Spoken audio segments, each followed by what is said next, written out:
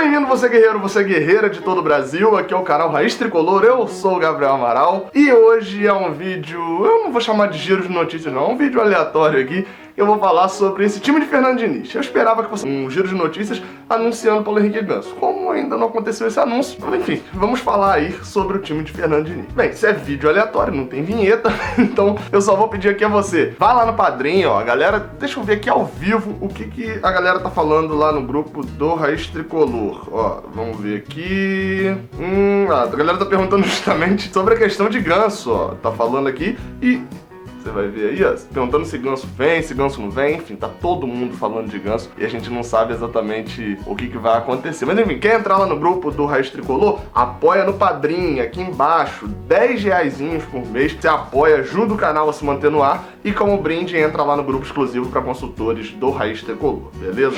Mas então, eu pensei em gravar esse vídeo aqui quando eu vi, na verdade, os torcedores, analistas, etc, de fora do Rio de Janeiro, comentando bastante sobre Fernando Diniz, falando, ó, mais gente caindo no contra de Fernando Diniz. E olha só, Fernando Diniz ganhou 2 ou 3 jogos, a galera já tá achando que é Guardiola, etc. Encarando o que eu, pelo menos, eu estou fazendo como piada, é alguma análise séria mesmo. E, enfim, assim, me deu vontade de fazer esse vídeo, porque esse vídeo serve tanto pra quem é torcedor do Fluminense, que realmente tá achando que Fernando Diniz virou o Guardiola de uma hora pra outra, e tanto pra aqueles que estão achando de que, não, uma hora vai dar merda. Uma hora vai dar merda, tenho certeza. Tanto que o nome desse vídeo é Torcedores Calma, né? Calma, vamos com calma. Pra ter noção de que vamos com calma tanto pro bom quanto pro ruim. O Fluminense até agora enfrentou 3 times. Eu poderia até colocar 4, mas nessa conta eu vou desconsiderar o jogo contra Volta Redonda, porque foi um jogo completamente atípico desse Fluminense, porque tava com mais da metade do time que tá hoje ali no Fluminense, não tava regularizada naquela partida. A gente não tinha ainda Bruno Silva, não tinha o Johnny Gonzalez, são 2 jogadores de muito destaque principalmente ali nessas outras 3 partidas, não tinha, enfim, tinha uma série de jogadores ali, até muitos que estão no banco que não estavam podendo jogar, então eu tô desconsiderando aquela primeira partida, considerando as outras 3, Americano, 4-0, o 3-1 em cima da Portuguesa e o 4-0 em cima do Madureira. Nessas 3 partidas foram 3 vitórias convincentes do Fluminense. O Fluminense jogou bem o tempo todo. Você pode até achar ali trechos, como por exemplo, o final do primeiro tempo contra a Portuguesa, o contra o Americano, acho que talvez os 10 primeiros minutos, em que o Fluminense não foi dominante na partida, mas em nenhum momento o Fluminense aparentou jogar pior do que o adversário, e principalmente até nesse contra o Madureira, então dominou os 90 minutos.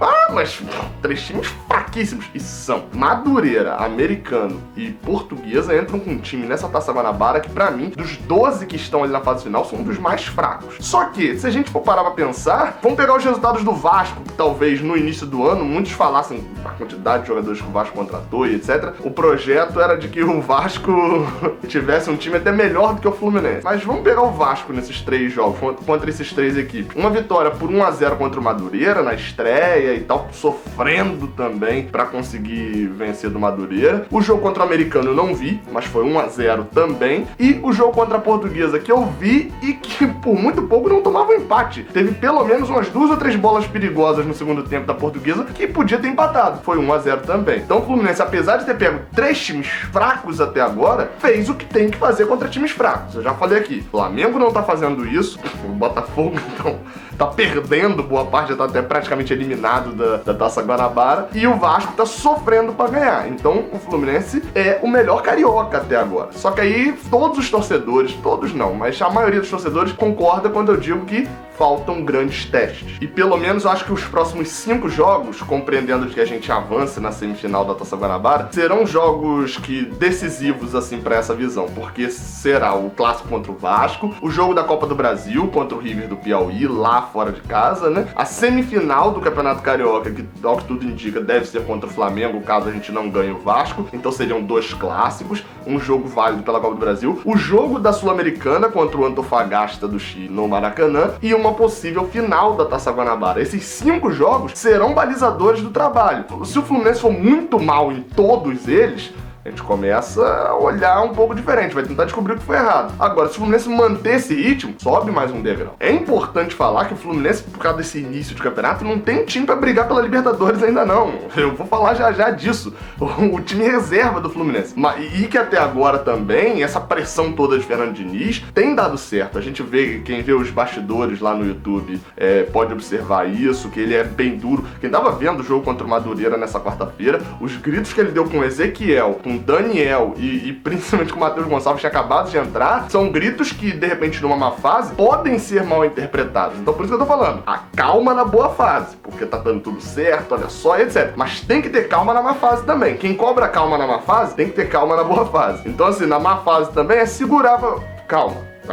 Analisa a tabela, a gente pegou adversários fracos. Se a gente pegasse agora Real Madrid, Juventus e Liverpool na sequência e perdesse os três, não entra numa má fase por causa disso. É o nível dos adversários. E quando eu falei de time reserva, olha quem é o nosso time reserva hoje. E é por isso que eu tô falando pra ter precaução com os objetivos do Fluminense na temporada. Marcos Felipe, um goleiro que é meio que uma incógnita, só jogou 4 jogos no profissional até hoje. Igor Julião, Frazan e Paulo Ricardo. Frazan e Paulo Ricardo, uma dupla que não inspira confiança nenhuma no torcedor.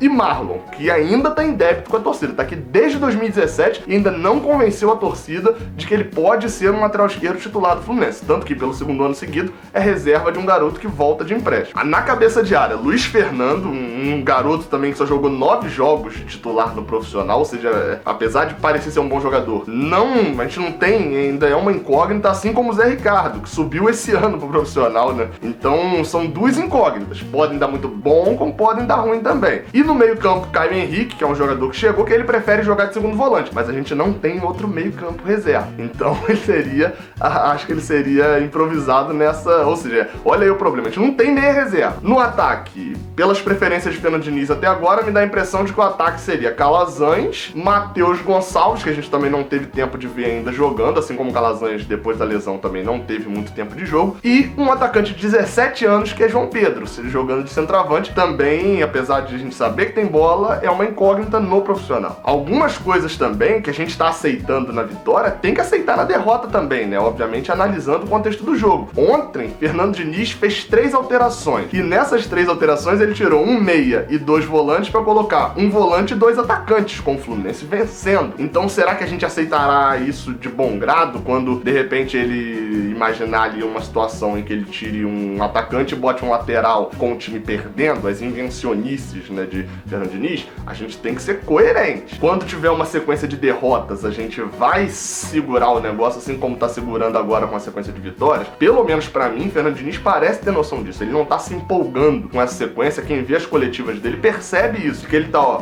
calma, tipo, olhou hoje, mas a gente tem que jogar assim sempre. Eu não sei até que ponto os jogadores vão sempre assimilar isso, porque é difícil você conter um monte de jogadores jovens, que do meio pra frente o Fluminense tem uma média de idade baixíssima, você conter empolgação. Mas até o momento, do jeito que eu tô vendo o Luciano focado, o Luciano é um jogador ano passado que o motivo de raiva da torcida, né, ter raiva dele, é que ele era um jogador murrinha. Nesse ano não, ele tá um jogador completamente focado. Você vê a comemoração dele no primeiro gol contra o Americano, lá o gol que ele dá o passe para Everaldo, a comemoração dele no gol ontem, e se você ver o vídeo de bastidores do jogo de contra o Madureira ontem, você vai ver ele apertando a mão de cada um. Ele tá sendo mesmo o que se espera no jogador que assume a faixa de capitão, como ele tá assumindo. Então assim, a gente vê o grupo bem focado. Se mantiver assim, vai dar bom.